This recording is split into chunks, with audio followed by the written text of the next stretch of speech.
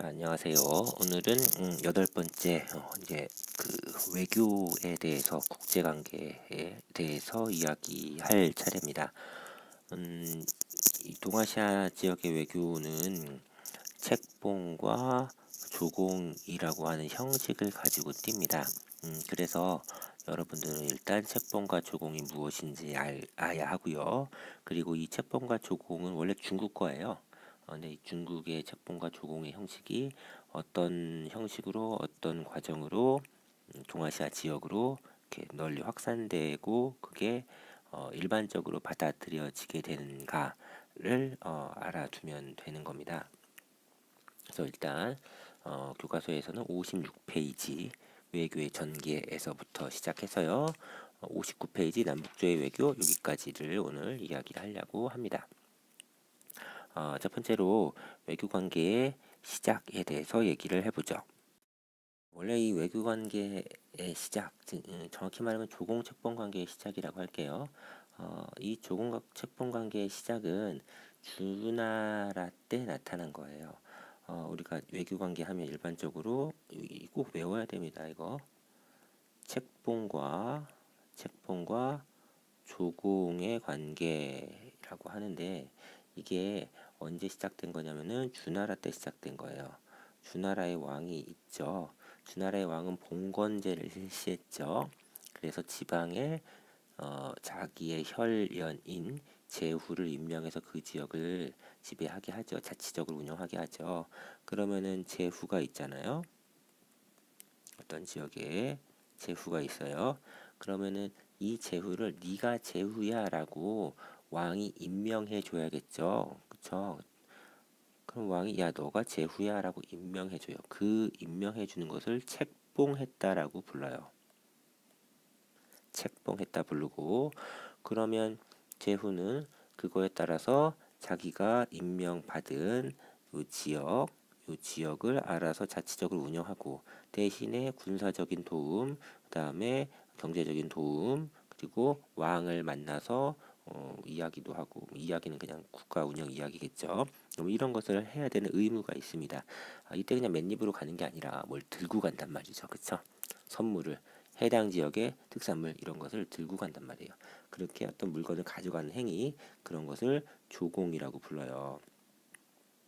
그렇죠? 그래서 왕이 제후로 임명하고 제후는 어떤 그 지역의 어떤 경제적으로 나오는 그런 것들을 가지고 왕한테 갖다 주는 행위 이것을 조공이라고 부릅니다. 자, 그러면 언제부터 이런 조공과 책봉, 즉 주나라에서 했었던 조공과 책봉이라는 관계가 다른 지역으로 확산됐는가? 이제 이게 외교 관계의 시작이죠. 주로 한나라 때라고 우리가 일반적으로 생각을 하고 있습니다. 한나라 때 중국 애들이 가장 두려워했던 애들은 이제 흉노예요, 흉노.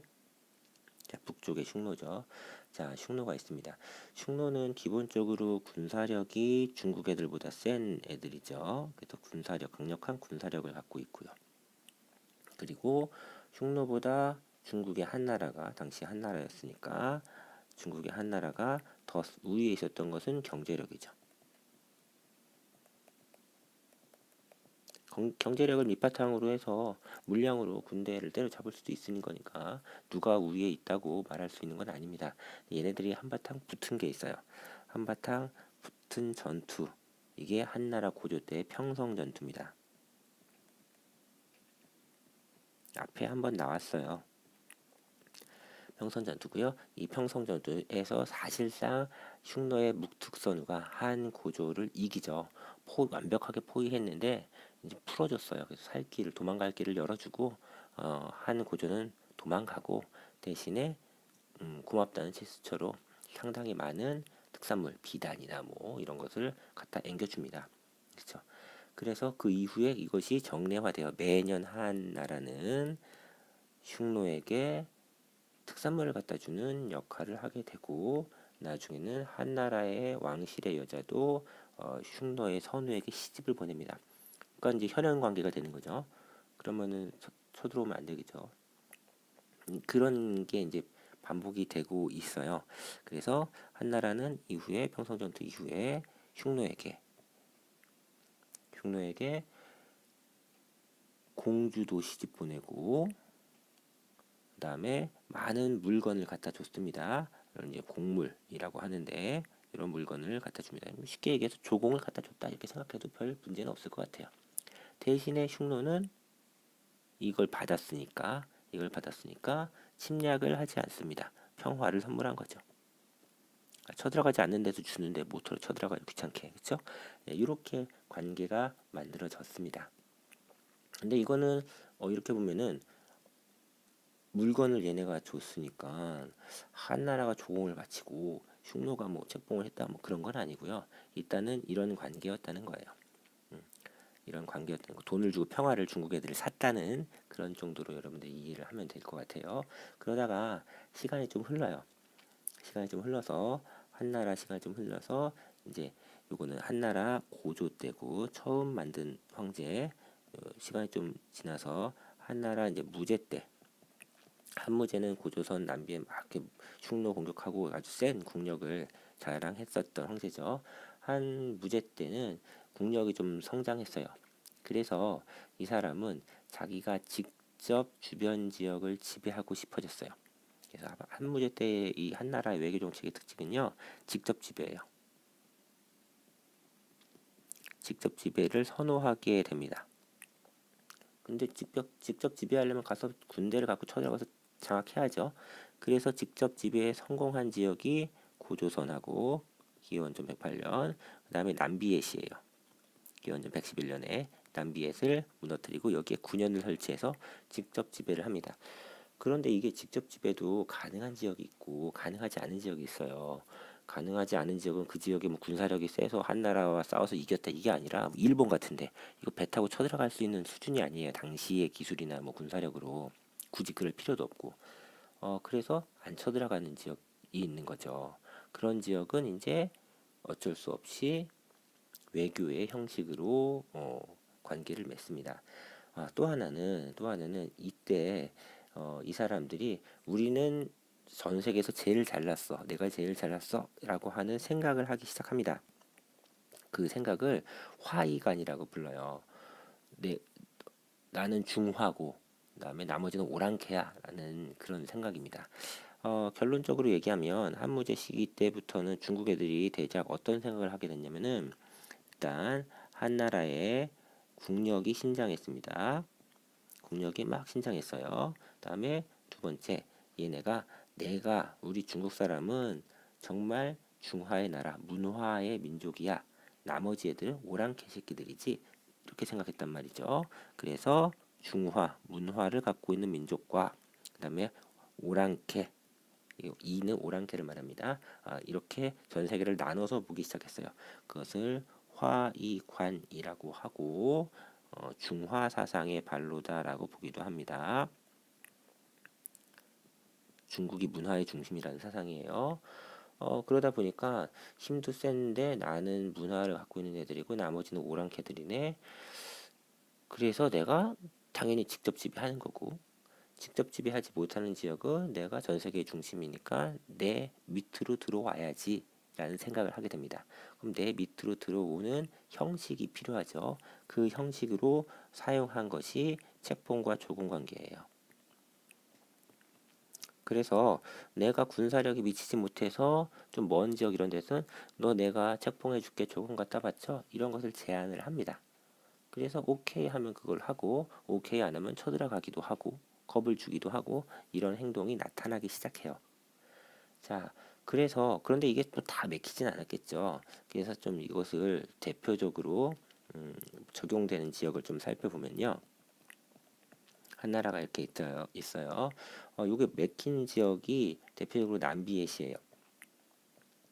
망하기 전에 산무제에 의해서 망하기 전에 남비엣이 있는데 이 남비엣은 한나라가 책봉을 해줄게라고 하니까 알았어, 오케이 합니다. 그래서 책봉을 받아요. 그래서 형식적으로 한나라의 밑에 들어간 거죠. 그리고 그에 따라서 조공을 갖다 주기도 합니다. 그런데 여기서 그냥 끝나면은 남비엣이 한나라에 굴복한 종속된 국가처럼 보이는데 그러지는 않아요. 이 남비엣은 이렇게 한나라한테는 해놓고서 뒤로는 근데 난 그래도 황제지 뭐 여전히 나는 그러나 황제야라고 하고 다녀요. 그래서 그냥 형식적으로만 한나라한테 이렇게 하는 척했고 뒤로는 다 딴짓했다는 얘기예요. 자, 또 하나 다른 측면에서는 흉노 같은 경우에는 한나라가 야 내가 책봉을 해줄게. 너 나한테 물건을 갖다 줘. 그럼 흉노가 그래? 그럼 나 물건을 갖다 줄게. 그래서 말 같은 거만 갖다 줍니다. 그럼 한나라는 흉노 이 새끼 나한테 물건을 갖다 줬네. 조공을 갖다 줬구나. 그래 넌 조공을 갖다 주는 애야. 이렇게 생각합니다. 하지만 흉노는 책봉을 받지 않아요. 충노 애들은 무슨 책봉 같은 소리 하고 있는 니들끼리 알아서 하고 나는 너한테 책봉 받을 일 없어 생각합니다. 근데 그렇지만 한나라는 얘네가 나한테 준 물건 이거는 조공이지 그치 조공 고마워 이렇게 생각해요. 서로 다른 생각한다는 얘기예요. 그래서 이런 관계를 보면 이게 자기들의 입맛에 맞게 해석을 하고 자기가 하고 싶은 대로 하는 거지 한나라의 원하는 대로 그 영향력대로 그대로 진행되는 것은 잘 없어요. 그래서 이런 것을 살펴보면은 지극히 책봉과 조공의 관계는 형식적인 관계라고 볼 수가 있어요. 지극히 형식적인 관계이고 이 과정을 통해서 무엇이 왔다 갔다 했냐면요. 주로 이 유목민족 국가는 경제적인 것을 많이 원했어요. 그래서 이것은 철저한 교역의 관계로 생각을 합니다. 비단을 달라고 하고 말을 갖다 주고 뭐 이런 걸 하는데 우리 삼국이나 통일신라 이런 사람들은 책이나 이런 책이나 문화적인 것을 많이 원했어요.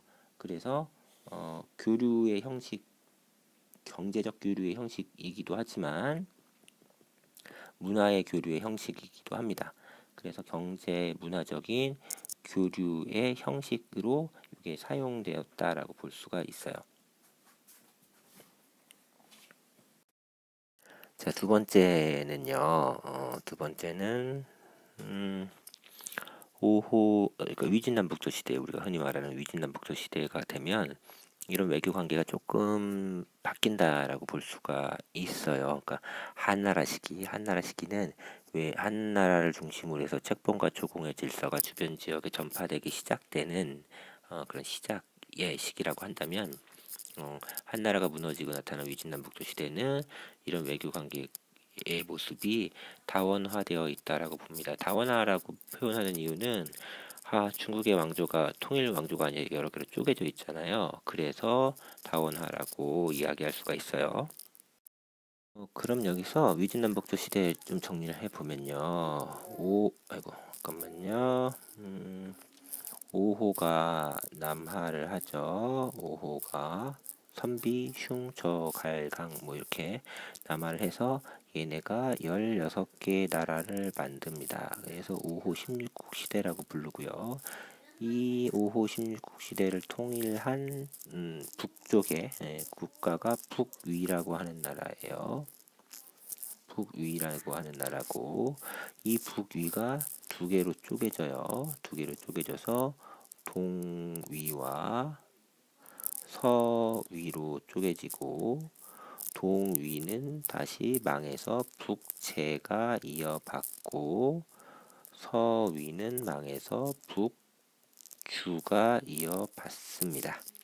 복잡하죠? 그리고 이 북주를 다시 수가 이어받고 수에 의해서 북제가 통일되면서 화북 지역이 수에 의해서 통일이 됩니다.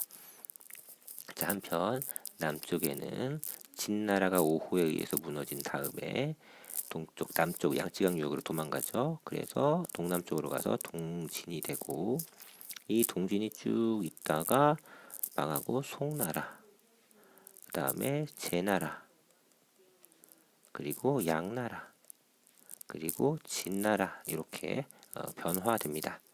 그리고 이 진나라가 수나라한테 정복당하면서 수나라가 통일을 하고 수나라가 또 짧게 단명하잖아요. 그리고 이제 당나라로 넘어갑니다. 그럼 이 시기 이 시기를 이제 위진남북조 시대라고 부르는 거예요. 근데 여러분들이 일단 위진남북조 시대 이런 나라를 다 알 필요는 없다고 했죠. 선생님이 전혀. 알아둬야 하는 나라 북위 하나는 반드시 꼭 알아두면 좋다. 그 다음에 이 북쪽의 애들을 일반적으로 북조, 여기 애들 일반적으로 남조 이렇게 그냥 이해하면 된다라고 이야기했었습니다.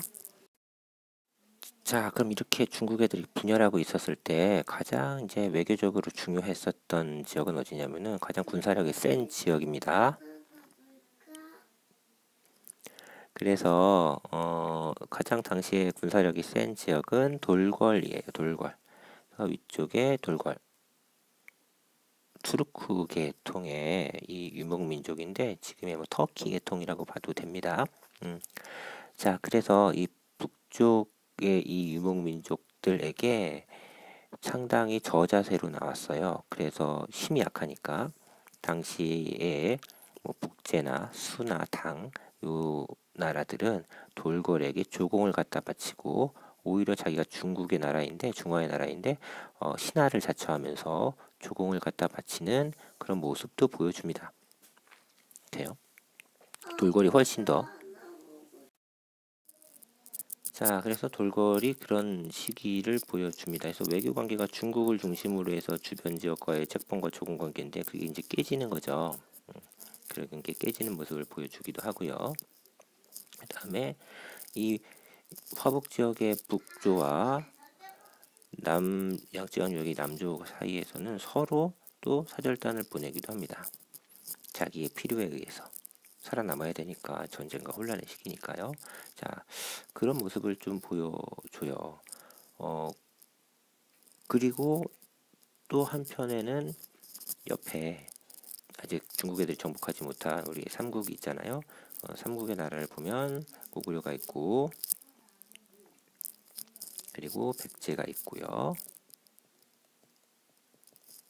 그리고 신라가 있습니다. 그렇죠? 이런 나라들이 있는데 상대적으로 돌궐과 같은 유목민족 국가에 비해서 이 농경민족 국가인 우리는 중국과의 관계가 상당히 중요했고 중국과의 관계에서 경제적 교류뿐만 아니라 문화적 교류, 학문이나 종교와 같은 문화적 교류가 상당히 또 중요했습니다. 그래서 그런 것을 다 받아들여야 했기 때문에 고구려 같은 경우에도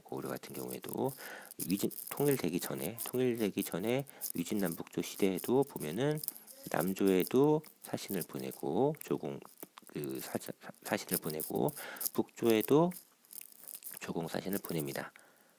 특히나 그래서 주로 북조가 그 북조 지역이 지리적으로 육지에 연결되어 있으니까 가까웠기 때문에 여기를 통해서 율령이나 불교를 수용을 하게 되었어요. 요거를 이제 수용해서 고구려에 갖고 왔죠.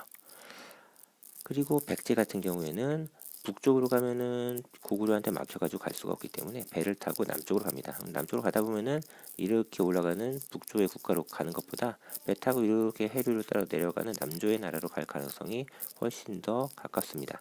자, 그래서 주로 남조의 국가와 교류하는 사절단을 보냈고요. 이것을 통해서 뭐 불교라든지 아니면은 건축술 이런 것을 수용을 했습니다. 그래서 백제의 무령왕릉 같은 경우에는 중국 남조의 벽돌 건축 양식을 본따 만든 무덤이 나오는 거죠. 자, 그리고 저 구석탱이에 있었던 신라 같은 경우에는 직접 교류할 수 있는 기회가 없었기 때문에 백제를 거쳐서 백제의 도움을 받아서 이렇게 중국과 교류를 하러 가기도 했었고요. 나중에는 이제 백제를 배신하고 한강이죠. 한강을 차지한 다음에 신라는 여기를 통해 가지고 당나라와 직접 교류를 하게 되겠죠. 그래서 삼국 통일의 기반이 만들어집니다. 그리고 바다 건너 일본, 당시에는 이제 외라고 했겠지만 이 외 같은 경우에 일본 같은 경우에는 선생님 외와 일본을 좀 구별을 했었을 건데 일본이란 칭호를 사용하는 시기 7세기 말 정도가 되면 그냥 공식적으로 일본이라 쓸 거고요. 그 전에는 일본이라는 표현을 하지 않았다는 의미로 그냥 외라고 이야기를 할 겁니다. 자, 얘네 같은 경우에도 바닷길을 통해서 적극적으로 교류를 하려고 노력을 합니다. 그래서 실제로 보면은 이제 어, 기록에 보면은 일본의 왕이라고 임명했다든지 네가 일본의 왕이야라고 하는 증거로 도장을 준다든지, 이 도장은 되게 중요한데 이 주변 제후국의 왕한테 내려주는 도장이 있어요. 그 손잡이의 모양, 그 다음에 새긴 그 글자의 형식도 다 정확하게 정해져 놓고 있는데, 이걸 일본이 중국에 가서 받아오거든요. 그거는 외도 남조와 교류를, 중국과 교류를 많이 꾸준히 하려고 노력했다는 것을 의미하는 겁니다. 근데 이걸 이렇게 보면요, 그렇다고 고구려가 뭐 북조의 국가들에게 조공 사절단을 보냈다고 해서 얘네가 시키면 무조건 네 하고 따르냐, 그런 건 아니죠. 싸우기도 하고 말 안 듣기도 하고 합니다. 자기들끼리 뭐 이렇게 지내고 있기 때문에 전혀 또 다른 모습이고요.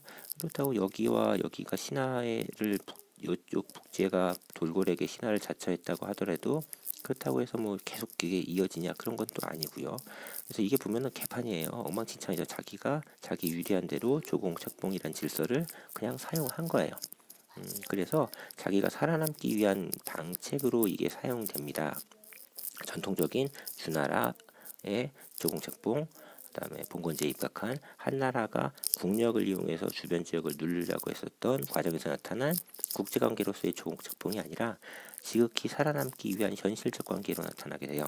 그래서 이런 위진남북조의 국제관계는 우리가 지극히 현실적인, 그리고 절대 강제가 없었기 때문에 다원적인 외교의 모습을 보여준다라고 평가를 합니다. 그것은 당시에 중국이 분열의 시기에 있었기 때문에 나타나는 현상이라고 볼 수가 있습니다. 그러면은 이 시기에 책봉과 조공의 관계라는 것은 무엇을 상징하나요? 상하 관계를 상징합니까? 뭐 종속 관계를 상징합니까? 그건 아니고, 이건 단순하게 서로 상호 우리는 사이가 좋아, 싸우지 않을게라는 것을 상징적으로 보여주는 우호의 상징이라고 말하는 게 더 적합합니다. 힘이 약해서 조공을 갖다 주고 그런 게 아니라 그냥 그때 필요하니까 이기 때문이에요. 자, 여기서 마지막으로 돌궐이 하나 나오는데요. 돌궐 되게 중요하고 수능에서도 자주 언급이 되는 애들이에요.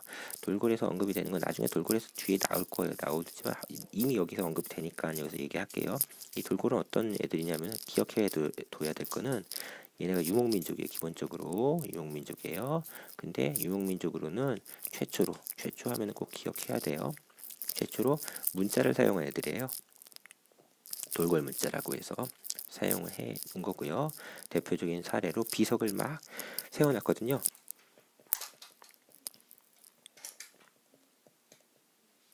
요 비석이 있습니다. 톤육국은 사람 이름이고요. 돌궐의 뛰어난 재상인데 그 사람을 이제 알리는 비석이 만들어졌어요. 근데 그 비석에 새겨진 글자가 돌궐 애들의 고유한 문자. 그래서 유목민족 최초의 문자를 사용한 애들이 어느 민족입니까? 돌궐, 이렇게 기억을 꼭 하고 가시면 되겠습니다. 그러면요, 요거를 오늘의 1번 문제로 할게요. 유목민족 최초의 문자 사용한 애들은 누구입니까? 돌궐입니다. 요거를 오늘의 1번 문제로 하고요. 다음에 두 번째 문제는요, 요 시기 위진남북조 시대죠. 위진남북조 시대의 국제관계의 특징, 위진남북조 시대의 국제관계의 특징을 조공책봉 관계라는 것을 중심으로 해서 한번 서술해 보세요. 위진남북조 시대의 국제관계의 특징을 조공과 책봉 관계를 중심으로 해서 서술을 해보세요. 이게 두 번째 문제가 되겠습니다. 자, 그럼 오늘은 여기까지 하겠습니다.